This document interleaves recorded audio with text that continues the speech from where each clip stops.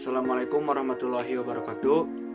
Perkenalkan, nama saya Rizal Fadilah dengan NPM akhir 030. Saya berasal dari Ilmu Kelautan angkatan 2020. Nah, pada kesempatan kali ini saya akan mencoba untuk mereview sebuah paper ilmiah yang mana ini merupakan salah satu tugas mikrobiologi laut. Paper ini berjudul Diversity, Ecology, and Evolution of Archaea, yang mana paper tersebut ditulis oleh yang pertama ada Brett J. Becker, kemudian ada Valerie De Anda, ada Kyle W. Seize, ada Nina Dombrowski, ada Alison E. Santoro, dan yang terakhir ada Karen G. Leon. Paper ini sendiri terbit pada tahun 2020 dan berada pada sebuah jurnal, yaitu Jurnal Nature Microbiology. Oke, yang pertama apa sih yang melatar belakangi paper tersebut? Nah, awal mulanya itu pada awalnya sebuah mikroorganisme itu seperti non-eukaryotik atau bersel tunggal itu diklasifikasikan sebagai prokariota dan kemudian monera. Nah, klasifikasi awal inilah kemudian mengelompokkan bakteri dan archaea ke dalam satu kelompok karena berdasarkan morfologinya. Setelah itu, terdapat sebuah pengembangan analisis komparatif dan filogenetik berbasis asal nukleat yang dikembangkan oleh Carl Woese dan teman-temannya, yang mana hal tersebut memberikan pandangan sekilas tentang keterkaitan evolusi mikroorganisme. Selanjutnya, terdapat inovasi khusus dalam amplifikasi DNA seperti peningkatan reaksi rantai polimerase atau biasa dikenal dengan PCR dan menurunkan biaya sequencing. Nah, hal tersebut memungkinkan generasi sejumlah besar sequence gen RNA ribosom atau rRNA 16S dari lingkungan.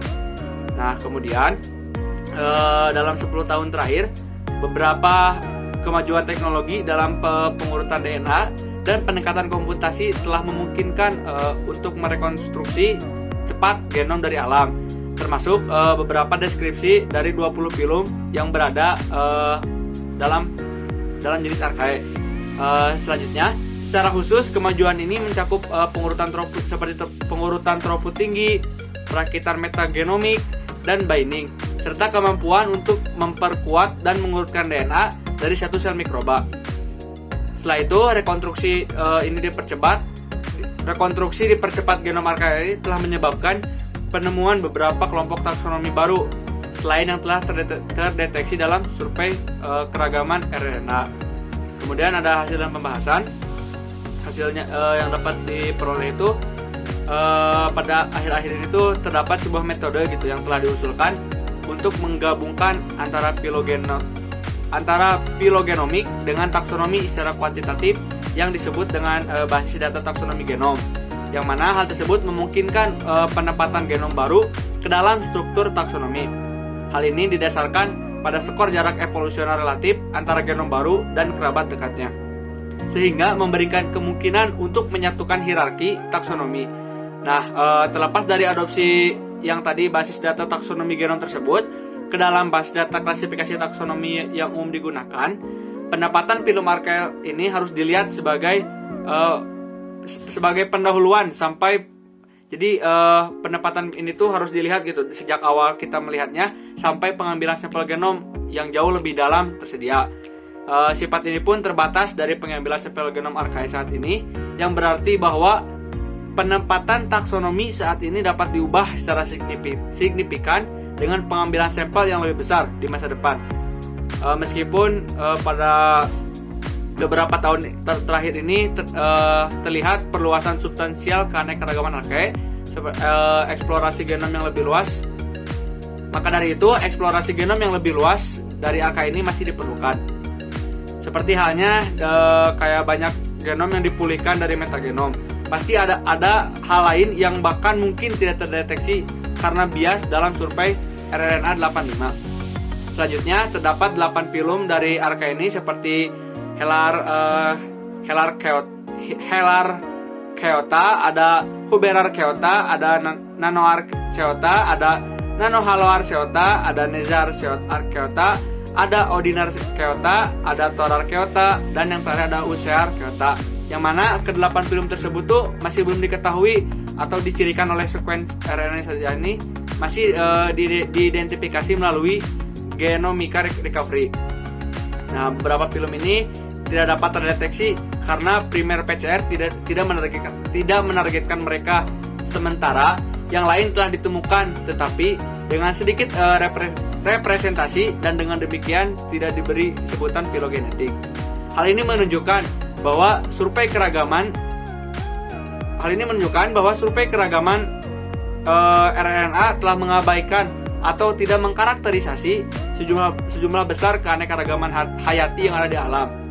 Nah, maka dari itu dalam beberapa tahun terakhir pula rekonstruksi genom yang mana dilakukan melalui perakitan metagenomik dan binding dari seluruh perpustakaan komunitas telah secara signifikan mempercepat jumlah genom yang tersedia dari garis keturunan yang tidak dibudidayakan. Hal ini akan terus menjadi pengejaran aktif dalam memajukan pemahaman kita tentang biologi purba dan meningkatkan pengambilan sampel taksonomi. Semacam itu juga kemungkinan akan memberikan wawasan baru ke dalam evolusi purba kepada kita. Nah, jadi kesimpulan yang dapat diambil, terdapat sebuah rintangan besar gitu ya, sebuah tantangan besar seperti menetapkan fungsi gen baru gitu untuk menyelesaikan peran ekologis cabang arkail baru. Terdapat pula beberapa keberhasilan yang telah ada gitu dari ekspresi heterolog gen arkail yang diamplifikasi langsung dari materi genomik lingkungan, yang mana hal tersebut menunjukkan bahwa lebih banyak hal yang dapat dipelajari dari aplikasi yang lebih luas daripada teknik ini gitu. Dan pada akhirnya perkembangan lebih lanjut dalam menilai fisiologi purba ini akan meningkatkan pemahaman kita tentang bagaimana sih siklus biogeokimia dan memungkinkan kita untuk lebih akurat memodelkan aliran karbon dan energi melalui ekosistem mikroba. Kemampuan ini yang semakin cepat akan mendapatkan genom dan perangkat yang terus berkembang untuk dapat melacak aktivitas komunitas alami dan akan terus mencerahkan ekologi dan evolusi purba. Maka dari itu, pada beberapa tahun terakhir ini pasti beberapa batas-batas baru yang harus dipetakan gitu di antara cabang-cabang baru di Arka ini sangat diperlukan gitu untuk menambah wawasan kita selaku umat manusia. Mungkin itu saja yang dapat saya sampaikan. Kurang lebihnya mohon maaf. Terima kasih. Assalamualaikum warahmatullahi wabarakatuh.